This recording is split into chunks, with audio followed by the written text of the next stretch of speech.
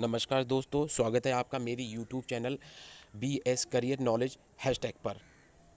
दोस्तों, आज 34 साल बाद शिक्षा नीति में फिर से एक बार आमूल-चूल परिवर्तन हुआ है, जो कि शिक्षा के क्षेत्र में एक महत्वपूर्ण कदम है। दोस्तों, देखते हैं क्या है आज इस नई शिक्षा नीति के बारे में। जैसा कि आप देख पा रहे हैं, केंद्र सरकार ने बुधवार को बहुप्रतीक्षित राष्ट्रीय शिक्षा नीति को मंजूरी दे दी। शिक्षा नीति में 34 साल बाद आमूल-चूल परिवर्तन नर्सरी से लेकर 12वीं तक किए गए हैं और शैक्षणिक ढांचे को 4 हिस्सों में बांटा गया है। 5वीं तक मातृभाषा या क्षेत्रीय भाषा में पढ़ाई होगी। इसका मतलब ये हुआ कि अगर कोई बच्चा सरकारी स्कूल या प्राइवेट स्कूल में है तो वो अपनी मदर टंग या क्षेत्रीय लैंग्वेज में ही शिक्षा कर सकता है। भाई, मेडिकल और कानून की पढ़ाई को छोड़कर उच्च शिक्षा का एक नियामक होगा। अर्थात मेडिकल और कानून ये दो ऐसे पाठ्यक्रम हैं जिनको छोड़कर बाकी समूची शिक्षा प्रणाली पर जो नई शिक्षा नीति है वो लागू होगी। साथ ही स्नातक तक एक ही प्रवेश परीक्षा होगी। मानव संसाधन विकास मंत्रालय का नाम फिर से शिक्षा मंत्रालय कर दिया गया है।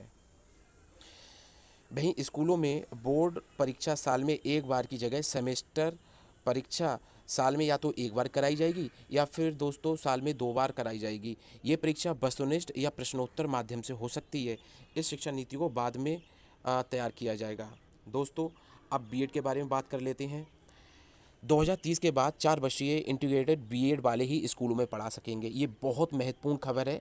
2 साल की बीएड डिग्री भी होगी, लेकिन उन्हीं लोगों के लिए जिन्होंने कुछ विशेष विषयों में स्नातक किया हो।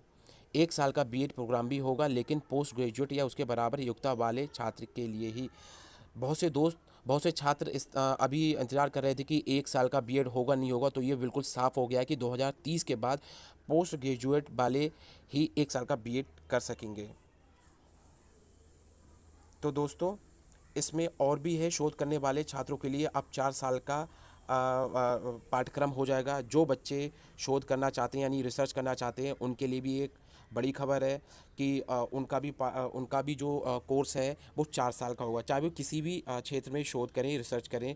गुणवत्ता सुधारने के लिए नेशनल रिसर्च फाउंडेशन की स्थापना भी की जाएगी इसी क्षेत्र में। दोस्तों, छोटे बच्चों के लिए भी कुछ ना कुछ आमूल-चूल परिवर्तन किए गए हैं। इसमें छोटे बच्चों से लेकर 12वीं तक के क्लास के लिए भी परिवर्तन किए गए हैं, जैसा कि आप अपना स्क्रीन पर देख पा रहे हैं। तो दोस्तों, आपको मेरा चैनल कैसा लगा? लाइक और सब्सक्राइब ज़रूर करें। धन्यवाद।